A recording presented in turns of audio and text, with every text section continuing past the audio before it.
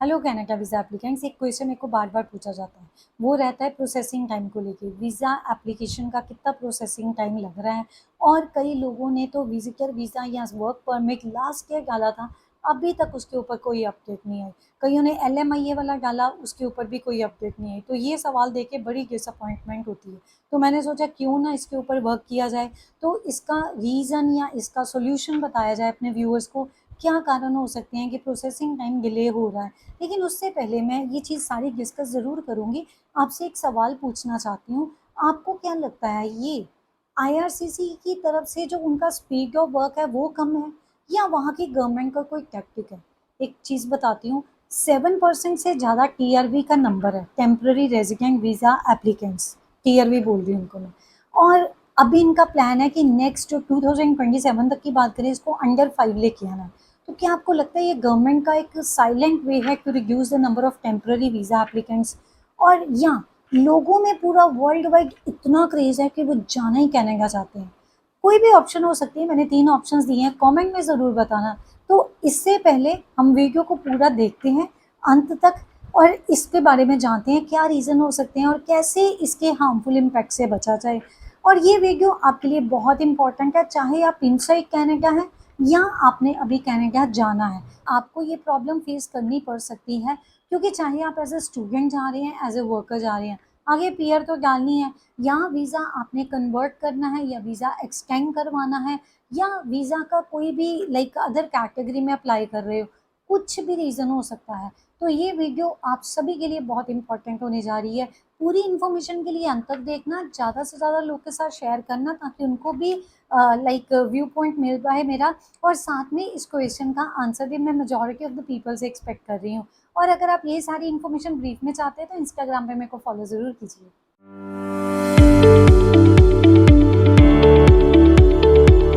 जैसे हम visa apply करते हैं, हम लोगों को एक मेजर क्वेश्चन जो सामने आता है वो यही है कि मेरा वीज़ा कब आएगा, वीज़ा डिसीज़न कब आएगा। अब डिसीज़न आ गया तो PPR आ गई है, तो उसके बाद स्टैंपिंग का प्रोसेस शुरू होना है, उस वो भी टाइम कंज्यूमिंग रहता है। इसके ऊपर मेरे को बड़ा सवाल आता है। तो एक चीज़ आपको बताऊँ, वीज़ा प्रोसेसिंग का जो स्टैंपिंग की बात कर रही हूँ, वीज़ा स्टैम्प का जो प्रोसेस होता है ना, on an average for most of the applications अभी इस टाइम पे देखा जाए 4 वीक्स है। बाकी ये वेरी करता है कितनी लाइक पासपोर्ट्स आ रहे हैं स्टैम्प होने के लिए, उस पर भी बहुत डिपेंड करता है। और एक्सेप्शन रहती है पीआर वालों की, उसमें मैंने देखा है टाइम ज़्यादा लगता है as compare to visitor study या वर्क परमिट। इवन SOWP जो स्पाउस ओपन वर्क परमिट के लिए अप्लाई करते हैं, वो भी मेरे व्यूअर्स बताते रहते हैं, तो उनके लिए भी on an average time same ही लगता है, सिर्फ पीआर वालों को टाइम थोड़ा ज़्यादा लगता है। ये मेरे को रिसेंटली क्वेश्चन भी किया गया, इसलिए मैंने इसका आंसर इसमें दिया।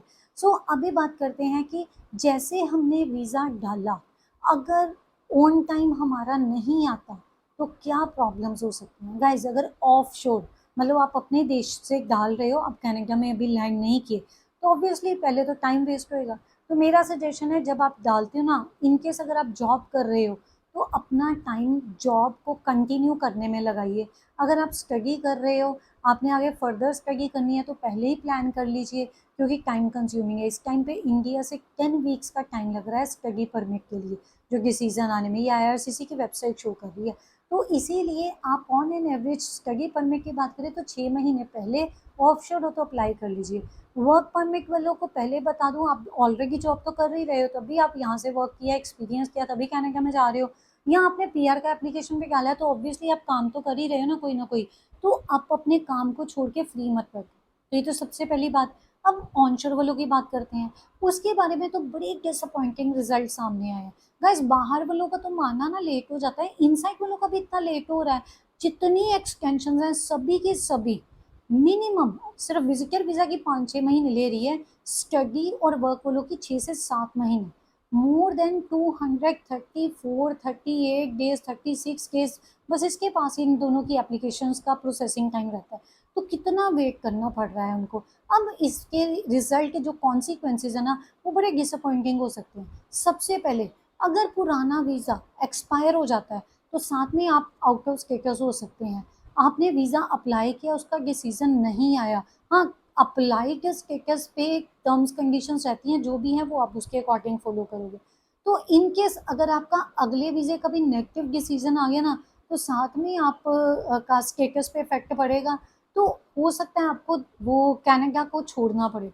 इसके लिए आपका सबसे पहला जो मैं सॉल्यूशन बताऊँगी ना, आप अपने जो वीज़ा के रहते, उससे पहले 6 से 8 महीने पहले ही अप्लाई कर लीजिए। क्योंकि मैंने बार-बार बोल रही हूँ, स्टडी और वर्क वालों को 7 टू 8 मंथ्स लग रहे हैं उनका वीज़ा डिसीज़न आने में। एक्सटेंशन के केस की बात कर रही हूँ, इनसाइड कनाडा।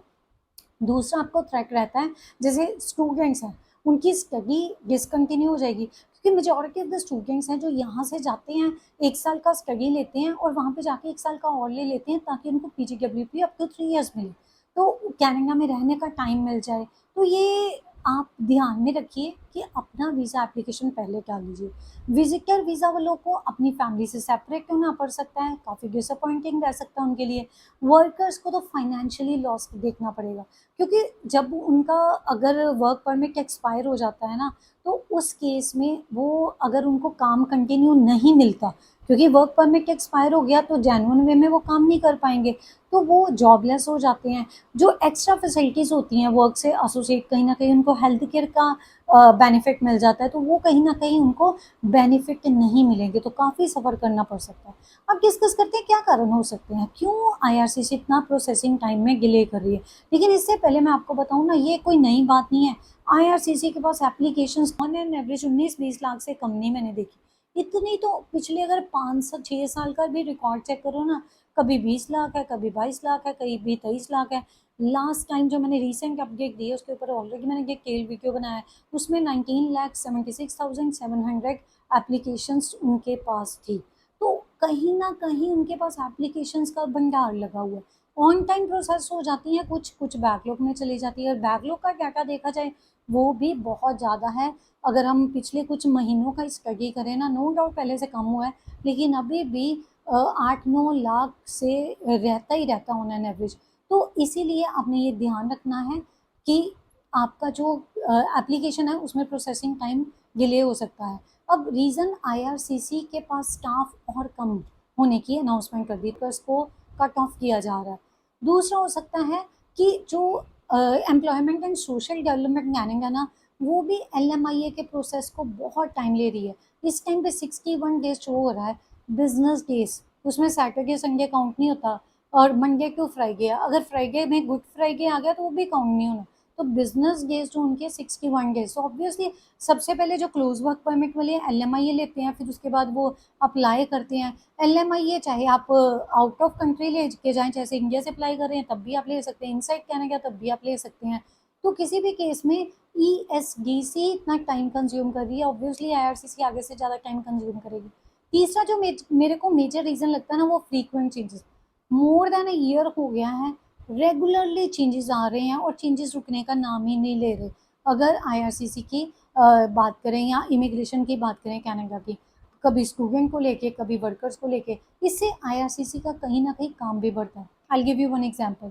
लो वेज वर्कर्स का जो प्रोसेसिंग टाइम कैसे बढ़ सकता है कि आईआरसीसी को देखना पड़ता है कौन से एरियाज में अनएम्प्लॉयमेंट रेट मोर देन 6% है, specially for the metro cities. Now information is available online, फिर भी उनको देखना तो पड़ेगा ना। उन एरियाज में जो लो वेज वर्कर्स हैं उनकी एप्लीकेशन नहीं प्रोसेस करनी, या कुछ प्रोफाइल ही कॉम्प्लेक्स हो जाते हैं अपने आप में, तो उसको गो थ्रू करने में भी इनको टाइम लगता है। अब एप्लीकेंट्स आप किस तरीके से अपने आप को सेव कर सकते हैं, सबसे पहले टाइमलाइन को कंसिडर कीजिए। हर हफ्ते मैं आपको वीडियो के द्वारा आपको बताती रहती हूँ कितना टाइम लग रहा है for different visa application. Specially मैं 3 की बात करती हूँ, स्टडी, विजिटर और वर्क, क्योंकि 3 में ज़्यादातर लोग जाते हैं, इसलिए मैंने तीनों की बात की हुई है। यही लोग आगे एक्सटेंशन करवाते हैं या कन्वर्ट करवाते हैं अपने वीज़ा को। तो टाइमलाइन को ज़रूर कंसिडर कीजिए। जो भी टाइमलाइन है ना, उससे पहले अगर पॉसिबल है तो अप्लाई कर लीजिए। उससे मतलब इतना नहीं कि अगर 6 महीने का प्रोसेसिंग टाइम लग रहा है तो मैं 6 महीने या 5 महीने पहले ही अप्लाई करूँ। अगर पॉसिबल है, आपका जो प्रोफाइल है, जिस भी कैटेगरी में आप अप्लाई कर सकते हो या करना है आपको, तो उसके अकॉर्डिंग आप देख सकते हो। नहीं तो आपको फिर कोई ना कोई और वीज़ा डालना पड़ेगा, वहाँ पे स्टे करना पड़ेगा।